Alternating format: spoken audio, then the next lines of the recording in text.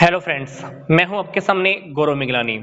हम स्टडी कर रहे हैं 12th क्लास की अकाउंटेंसी। हमारा चैप्टर कंटिन्यू चल रहा है अकाउंटिंग रेशो का।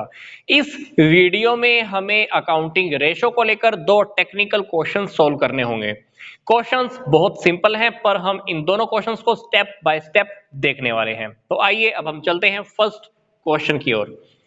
करंट एसेट्स है हमारे पास 6 लाख, करंट लाइबिलिटीज है 4 लाख। करंट रेशो अगर इन दोनों को देखें तो 1.5:1 गिवन है। अकाउंटेंट चाहता है कि हमारा करंट रेशो होना चाहिए 2:1। इस 2:1 को अचीव करने के लिए हमें करंट लाइबिलिटीज की पेमेंट करनी होगी। हमको फाइंड आउट करना है कि हम कितने रुपए के करंट लाइबिलिटी की पेमेंट कर दें ताकि हमारा रेशो करंट रेशो 2:1 हो जाए। इसके लिए मुझे क्या करना होगा? करंट लाइबिलिटी की पेमेंट करनी होगी। अब करंट लाइबिलिटी की कितनी पेमेंट करें, यही तो हमको जानना है। तो मान लीजिए मैं एक्स पेमेंट कर देता हूं। मैं एक एक्स को एज्यूम कर लेता हूं। अब मान लीजिए मैं क्रेडिटर को 50,000 की पेमेंट करता, तो 50,000 मेरे लाइबिलिटी में से कम, करंट लाइबिलिटी में से 50,000 कम, और 50,000 रुपए मुझे करंट एसेट्स में से भी कम करने पड़ते क्योंकि कैश चला गया। अब कैश कम करंट एसेट्स में से, क्रेडिटर कम करंट लाइबिलिटी में से, मतलब जितना अमाउंट करंट एसेट्स में से माइनस हुआ उतना ही अमाउंट मेरा करंट लाइबिलिटी में से भी माइनस हुआ। तो ऐसा ही कुछ हम इस क्वेश्चन में करने जा रहे हैं। मान लीजिए मैंने एक्स अमाउंट करंट लाइबिलिटी की पेमेंट कर दी, तो आप सोचकर देखिए कि करंट एसेट्स जो कि हमारे पास 6 लाख है, इसमें से एक्स अमाउंट कम हो जाएगा। करंट लाइबिलिटी जो कि मेरे पास 4 लाख है, इसमें से भी एक्स अमाउंट कम हो जाएगा। अब मुझे क्या करना है? सिंपल सी बात, क्रॉस मल्टीप्लाई करनी है। क्रॉस मल्टीप्लाई करने से पहले मैं आपको फिर से एक छोटी सी बात बता देता हूं। हम क्या चाहते थे? इतने रुपए की पेमेंट करने के बाद हमारा रेशो 2:1 होना चाहिए। मान लीजिए मैंने पेमेंट कर दी, रेशो 2:1। अब मैं क्या करूंगा? क्रॉस मल्टीप्लाई कर देता हूं। क्रॉस मल्टीप्लाई करूंगा तो ऊपर क्या बन जाएगा? 8 लाख माइनस 2x, और ये ऊपर जाके 6 लाख माइनस x। ठीक है, तो अब 8 लाख में से 6 लाख माइनस कर देते हैं। 6 लाख इधर आ गए और इधर माइनस एक्स प्लस 2x। यहां पर x की वैल्यू जब आप फाइंड आउट करोगे तो हमारे पास कितना आने वाला है? 2 लाख रुपए। इसका मतलब ये है कि हम करंट लाइबिलिटी की पेमेंट कितनी मानकर चल रहे थे? एक्स। एक्स आइटम हमारे पास कितनी आई है? 2 लाख।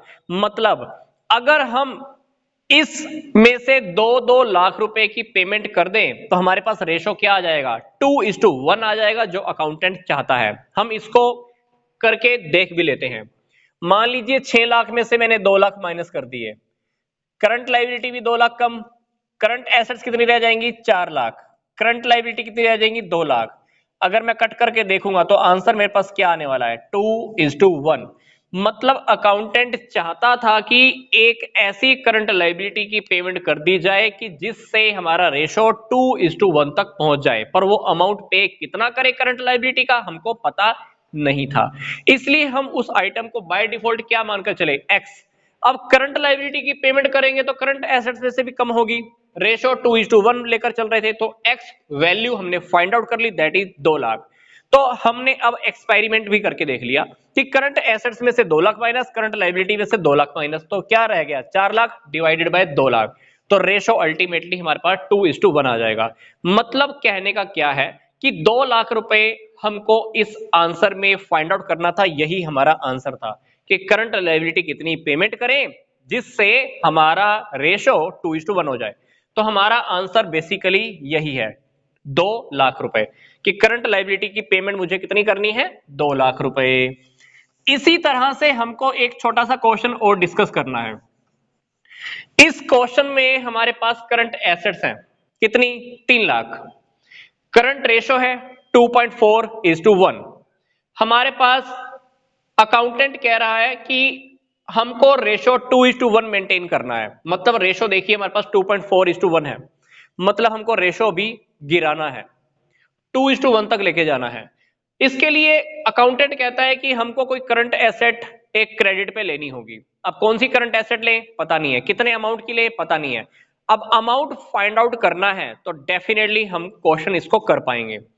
पर इस क्वेश्चन में हमारे पास करंट एसेट्स भी थी, करंट लाइबिलिटीज भी थी और रेशो भी गिवन था। इस क्वेश्चन में हमारे पास करंट एसेट्स है, करंट रेशो है, करंट लाइबिलिटी कितनी है हमको पता नहीं है, क्योंकि करंट लाइबिलिटी हमको फाइंड आउट करनी बहुत जरूरी है ताकि उसके अंदर हम अमाउंट ऐड कर पाएंगे। क्योंकि अगर हम करंट एसेट्स कोई उधार पे लेने वाले हैं तो उसकी वजह से मेरे क्रेडिटर इंक्रीज हो जाएंगे। क्रेडिटर बोले तो करंट लायबिलिटी मेरी इंक्रीज हो जाएगी।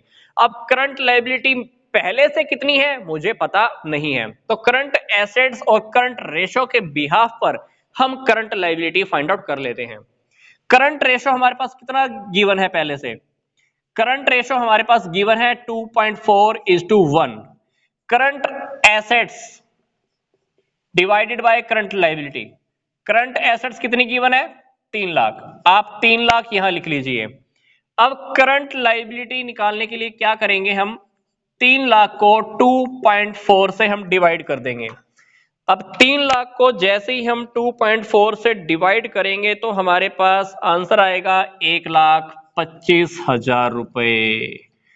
मतलब अकाउंटेंट चाहता है कि हमारा रेशो हो जाए 2:1, पर इससे पहले, इस रेशो को करने से पहले हमारे पास करंट एसेट्स हैं 3 लाख, करंट लायबिलिटीज हैं 1,25,000 रुपए।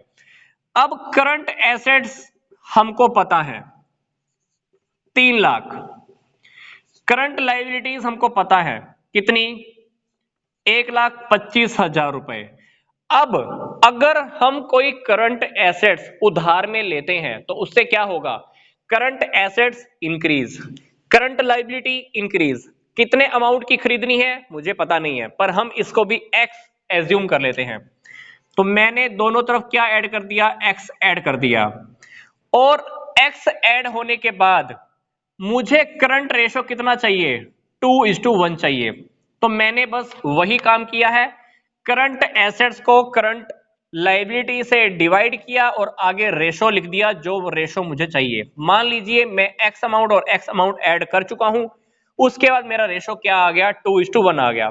बस जो क्वेश्चन हमने अभी सोल्व किया था उसी की तरह इस क्वेश्चन में भी हमको क्या करना है? क्रॉस मल्टीप्लाई करना है।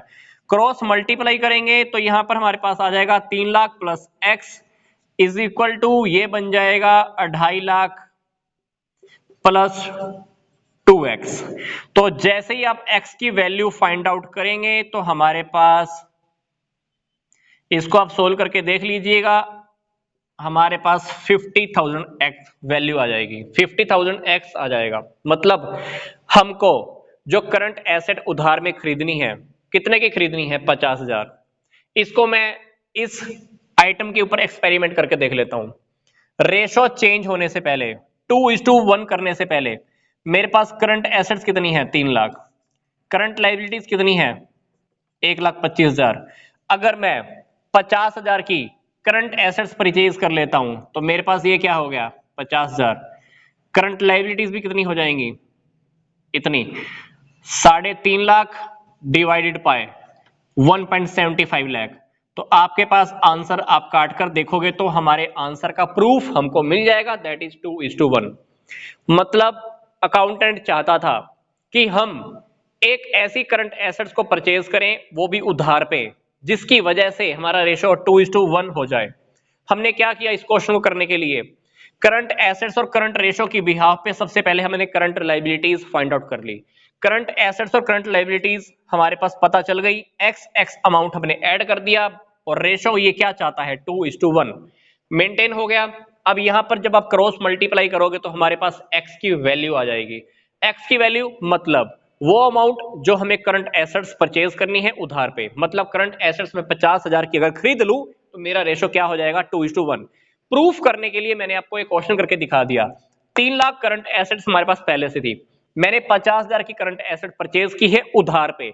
उधार पे खरीदी मेरे क्रेडिटर बढ़ गए, मतलब क्रेडिटर बढ़ गए तो लाइबिलिटीज के अंदर, करंट लाइबिलिटीज के अंदर मैंने ऐड कर दिया, करंट लाइबिलिटीज भी इंक्रीज हो गई, 3.5 lakh divided by 1.75 lakh, divide किया तो रेशो हमारे पास प्रूफ हो गया है कि ये रेशो अब 2:1 हो जाएगा। तो ये थे हमारे दो छोटे छोटे प्रैक्टिकल क्वेश्चंस। तो वीडियो खत्म करने से पहले मैं आपको बता रहा हूं कि प्रैक्टिकल क्वेश्चन एग्जाम में किसी तरह से भी घूम फिर कर आ सकते हैं, हमको बस फॉर्मूलाज को आगे पीछे घुमाना है, दिमाग को थोड़ा ओपन रखना है। मिलता हूं मैं आपको नेक्स्ट वीडियो में। यहां तक का वीडियो देखने के लिए आपका धन्यवाद।